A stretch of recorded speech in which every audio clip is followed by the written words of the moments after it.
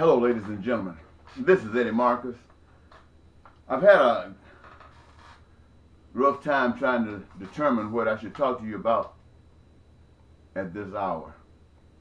I'm thinking perhaps that this might be my last presentation. And I'm saying that simply because I've been doing this for so long, the problems are always the same, and I've spoken to them sometime in the past, and they're posted here, so anything that I could possibly say in the future would be a repeat of what has been said. And if anything came new, you wouldn't be able to handle it. So I've probably done the course on the theory part. The rest I can see as only being translation. And I want to share some things that I remember as a kid. I remember looking at a world where things were to be aspired. You could envision anything and believe that it could happen. So many things had been accomplished as a result of a belief. And then you saw things that were obstacles to such things happening. And you didn't understand why, because out of those obstacles came a different set of problems. And those problems were things that we didn't really want to exist. In fact, we had laws against them. People who indulged in them were committed to the criminal justice system, and they paid a high price. And then time passed. Things were the same, similar to the embargo on Cuba for 50 years, accomplishing nothing but 50 years of ego. And just the thought of laxing those restrictions is like a breath of fresh air to so many people, and yet there are those who are disgusted. And that's the way I see the world, ladies and gentlemen. And if this were the last time, or if not, the message is still the same. Sometimes when I think about God and how wonderful God is, and the lessons that I have learned, and I look back at my brothers and my sisters, the human race, as I see them presently close and those that are far, and I see that God absolutely loves them, loves us all.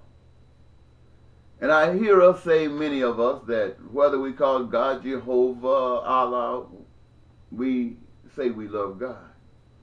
But we look at what God has done for us and we say thank you, because we can measure it. But when we look back at what we've done for God, and we don't see that much. I don't see that much. In fact, I see the same things that was happening when I was a kid.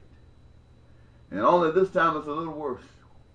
It's a little bit more disappointing, because I had envisioned that there would be no way that during these times of my life, people who came into the world during the same time that I did, some a little earlier, some a little later, but no way would we, this generation, you talk about a great generation, there is no generation any greater than a generation that can bring peace to the land, that can bring prosperity to the people, and joy to the world.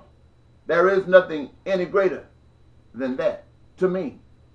But I look at the people and I don't see that.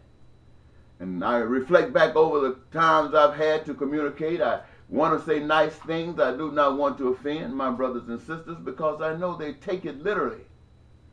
And I say uplifting things, positive things, trying to play the sucker rip of getting you into a mood that perhaps you have been foreign to. When the truth, it seems, hurting though it may, but it releases what is required so that peace can come to the individual. And I say, when I think of that God and I look at us as people, I say we don't love God. I don't care who we are or where we are, what we are doing, we don't love God. We do not love God. And I say that with all sincerity. The evidence is in how we treat one another. We do not understand that each of us is a part of God. Every living thing on the face of the earth is a part of God. Its ability to function is the evidence of God. And what individuals, whether they're human or other, are able to follow a process that leadeth down the road of life is natural for others. Those who have been given the ability to think, for some strange reason, seems to follow another draft. And even though that draft leads us as far from these things that we say we want, we continue to follow. But it gives me permission to say to the American people, to say to the people of the world, we don't love God. We don't even know God.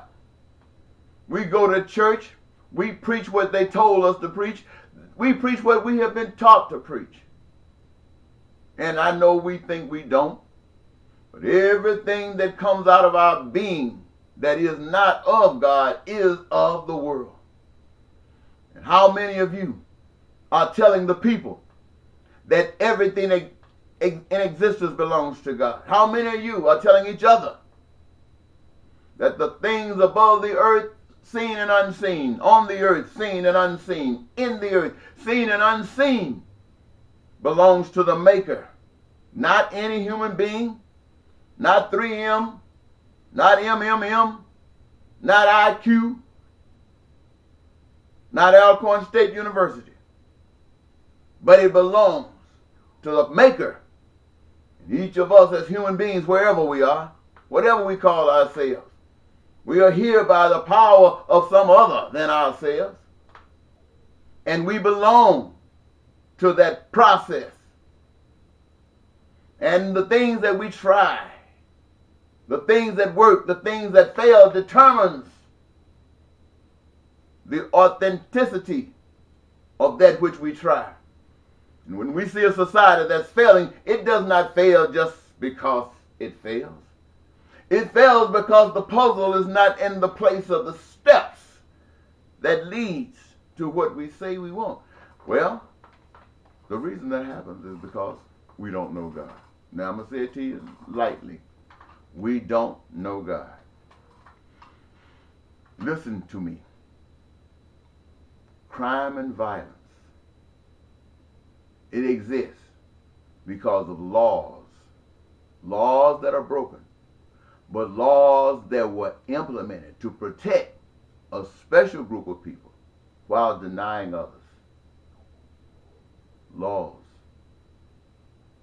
We are ruled and governed by people who have accepted the fact that they, by creation, is superior to others, and that they have to be in control, authorship, and they're smart enough to know that they have to connect a lot of people together depending upon the system that they operate under in order to do this. But they're always doing it, so they're not wasting time. It's all in our hands. And so these people impose their way on a people who are just innocent as they are. This came to them innocently. The roles, they are divvied out innocently. And they're all about our environment.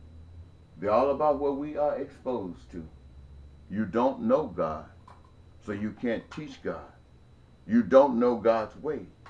You think you do, and you try this and it fails, and you think that your way is better than the others. Republicans' view is better than Democrats. White man's view is better than a black man's view. Rich man's view is better than a poor man's view. You know the old story. All of that is what we believe. We've been taught that. But there's no way that's going to fix the situation. There's no way but the right way that is of God. And in that way, every man, every woman, every child, every nationality, their dreams come true because they are expressing their understanding of God, that everything is God, that they are built, their ability to teach, their ability to serve as a medical physician, their ability to paint, to be an architect, to dig ditches, to fix toilets, their ability is God. Every last career objective goal that exists or to come comes from God. You can either make it work for everybody and it is being led by the Spirit of God, or it has been hijacked by somebody who's profiting from it at the expense of others. I say to you, we have been brought up in a world that has been all anti-God. And so if I had to say one thing to you, I want you to know it. Know it. I don't want you to have to read John, Matthew, Ezekiel. I don't want you to have to read that. I want to tell you that we have been hijacked. Everything belongs to all of us because it is God and so are we. It is the nourishment of the body of God. And we are the body. Oh, God is great. George Bush, or this other Bush that they're trying to tell you about, or this repeat of a Clinton that they're trying to tell you about, or a woman that they're trying to tell you about, or another black man that they're trying to tell you about, is all a bunch of crap. It's a continuation of the hijack. And you, my friends, play a major part in its happening. I know we have an electoral college where it could superimpose itself above you, but it still represents you. And if you, the people, love one another and will not settle for the pain and suffering of others, that's God. And you win. I guarantee you, you win. So, I'll leave it there. Thank you so very much. Might be my last words. I mean, I might have a heart attack tonight. If I do, I just hope it didn't hurt. I don't mind dying, but don't let the joker hurt, okay? Or I might get killed in a car accident. Lord knows I don't want that to happen. Or I might just go to sleep and not wake up. That would really be cool. You got to be special to get that one, you know. That Michael Jackson stuff, that's a very special one. I don't know about Whitney Houston. The story's not out on that yet. But that Michael Jackson, boy, went to sleep. Bye-bye.